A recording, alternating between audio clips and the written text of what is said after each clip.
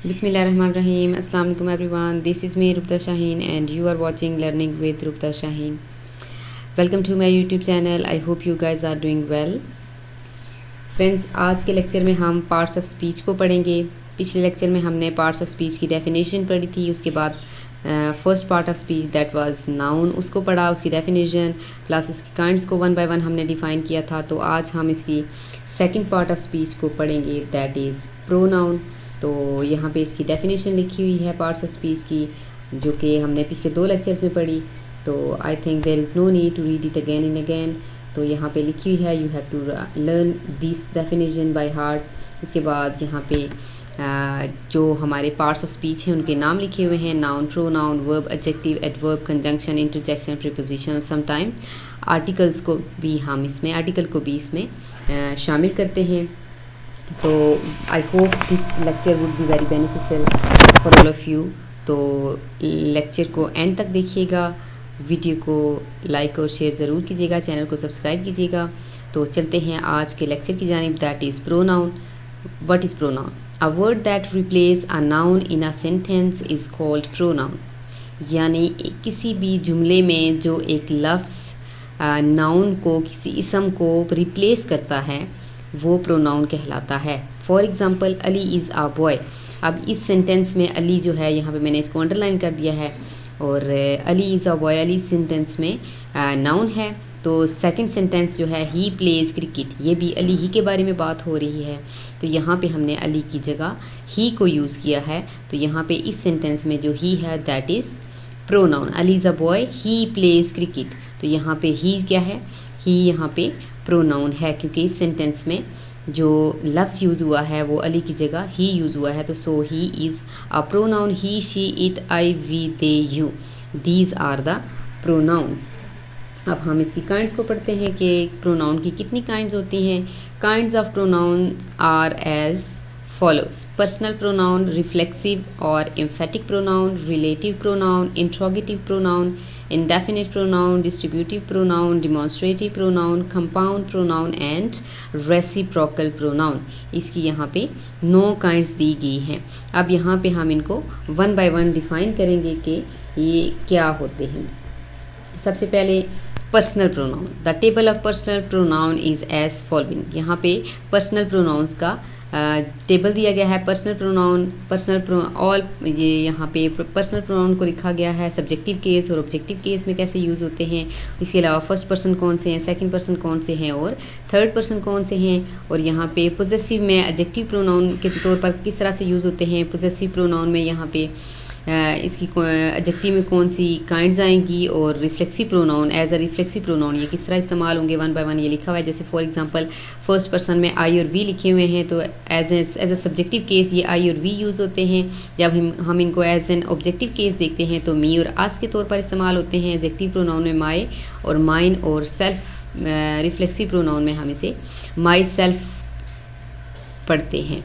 आगे है second pronoun we, you and दाउ।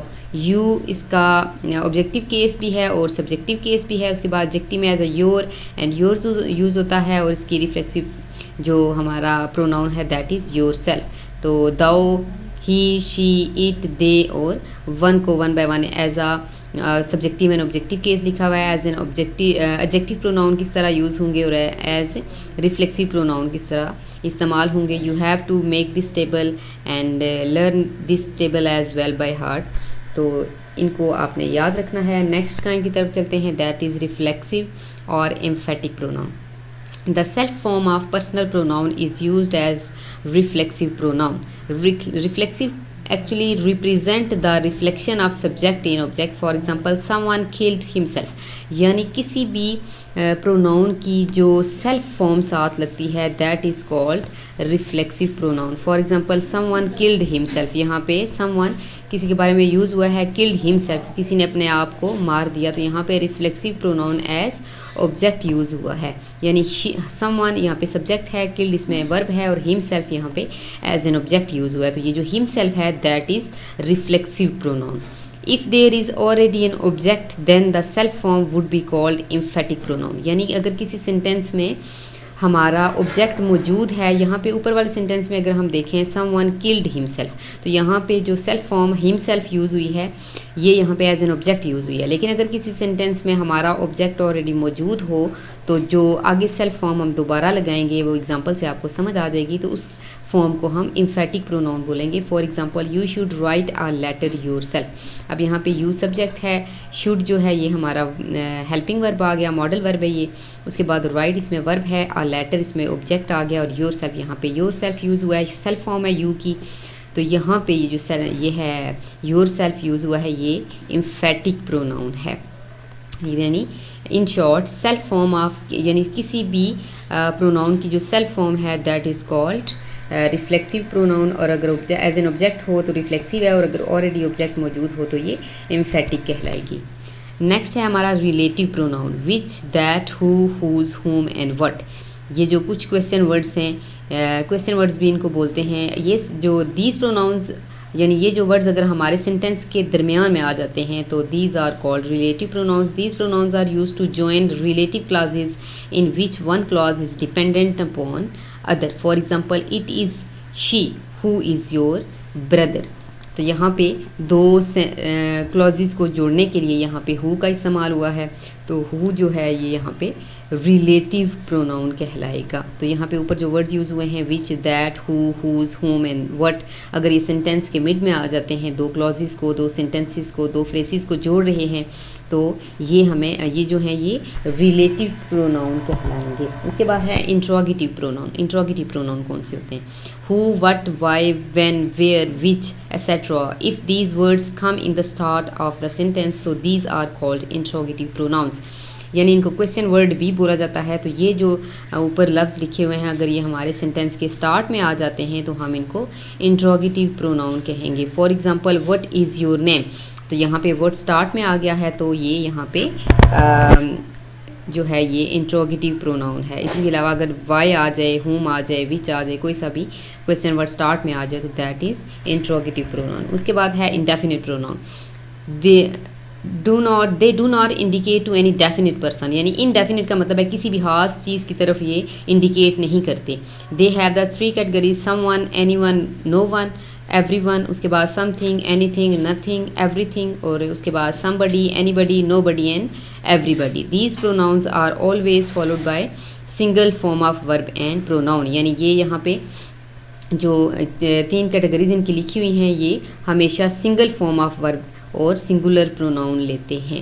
तो ये हमारे हो गए इंडेफिनिट प्रोनाउन। नेक्स्ट है distributive pronoun. Each, either, neither are distributive pronouns. For example the old man has two sons, each will get half of his property. तो यहाँ पे each, either और नाइदर जिस सेंटेंस में आ जाएँ तो ये सेंटेंस हमारे डिस्ट्रीब्यूटिव प्रोनाउंस हैं, यानी डिस्ट्रीब्यूट कर रहे होते हैं दो क्लॉजेस को, दो सेंटेंसेस को।